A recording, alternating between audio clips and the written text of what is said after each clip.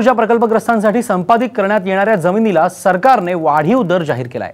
हा मुद्दा आता पुन्हा एकदा कळीचा ठरतोय।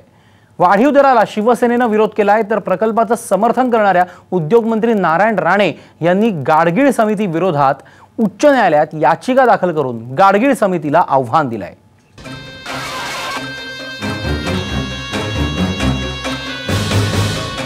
रत्नागिरी जिल्ह्यातील जैतापूर इथं 9900 मेगावॅट क्षमतेचा अणुऊर्जा प्रकल्प प्रस्तावित आहे। त्यासाठी माडबन, मीठगव्हाणे, नेवली, करेल, वरीलवाडी या गावातील 938 हेक्टर जमीन भूसंपादन अधिनियम 1894 मधील तरतुदीनुसार संपादित करण्यात आली आहे। संपादित जमिनीसाठी वाढीव मोबदला आणि भरपाई ठरवण्यासाठी जिल्हाधिकाऱ्यांच्या अध्यक्षतेखाली समिती स्थापन करण्यात आली होती।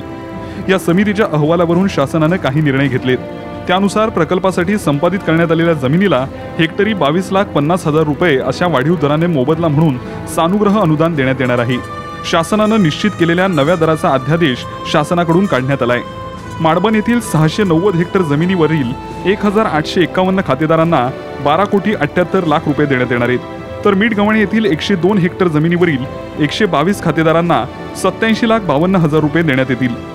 निवेली येथील 72 हेक्टर जमिनीवरील 185 खातेदारांना 55,91,000 रुपये देण्यात येतील, तर करेलगावच्या 70 हेक्टर जमिनीवरील 152 खातेदारांना 53,73,000 रुपये देण्यात येतील। वरीलवाडी येथील 1 हेक्टर जमिनीसाठी 25+1 खातेदारांना 2,09,000 रुपये देण्यात येतील।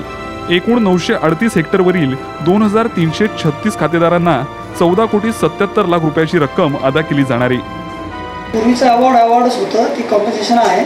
हा फक्त शासनानं ॲडिशनल पॅकेज जाहीर केलं या शेतकऱ्यांसाठी। पूर्वी ज्यांनी पैसे उचलले त्यांना ही वाढीव पैसे पण मिळतील, ज्यांनी नाही उचलले त्यांना पूर्वीचेही मिळतील आणि वाढीवही मिळतील। नव्यानं जाहीर झालेला दर प्रकल्पग्रस्तांना सरसकट देण्यात येणार आहे। पूर्वी गुंठ्याला 1,000 पासून 4,000 पर्यंतचा दर देण्यात आला होता। त्यावेळी सुमारे 2,236 खातेदारांपैकी सुमारे 10% म्हणजेच 247 खातेदारांनीच मोबदल्याचे धनादेश स्वीकारले होते। प्रकल्पाला स्थानिकांचा असलेला तीव्र विरोध यातून स्पष्ट झाला। आता शासनाने जाहीर केलेल्या वाढीव दरात प्रतिगुंठा सुमारे 22,500 रुपये मिळणार आहेत।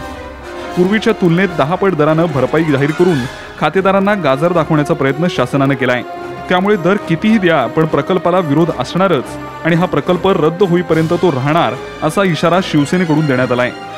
केंद्र शासनाच्या माध्यमातून प्रति हेक्टरी 22,50,000 असं जाहीर केलेलं आहे।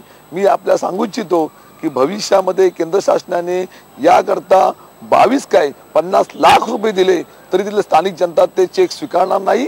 प्रकल्प नको आहे, प्रकल्प विनाशकारी आहे आणि प्रकल्प हा गेलाच पाहिजे, ही स्थानिक जनतेची भूमिका आहे। म्हणूनच शिवसेना हा प्रकल्प रद्द होईपर्यंत, निघून जाईपर्यंत शेवटपर्यंत लढा देणारा हा निर्णय आमचा ठरलेला आहे। तर दुसरीकडे जैतापूर अणुऊर्जा प्रकल्पाचं समर्थन करणारे उद्योगमंत्री नारायण राणे यांनी गाडगीळ समितीला आव्हान दिलंय। कोकणात अणुऊर्जेची परवानगी आणि दुसऱ्या बाजूला इको सेन्सिटिव्ह झोन, हे कसं काय समीकरण जमू शकतं? टोटल कोकणाच्या मुळावर येणारा हा निर्णय आहे। या निर्णयाविरोधात आम्ही जी बंदी वगैरे आहे, सुप्रीम कोर्टात जनहितार्थ याचिका दाखल करायचा निर्णय घेतलाय। आज किंवा उद्या ती दाखल होईल, दाखल झालेली आहे। जैतापूर अणुऊर्जा प्रकल्पाचा मुद्दा आता पुन्हा एकदा राजकीय दृष्ट्या तापू लागलाय। गाडगीळ समितीला न्यायालयात आव्हान देऊन जैतापूर अणुऊर्जा प्रकल्पाप्रमाणे इतर प्रकल्पांना कोकणात पाय रोवण्याच्या संधीला वाव करून दिला जातोय। मनोज लेले, साम टीव्ही, रत्नागिरी।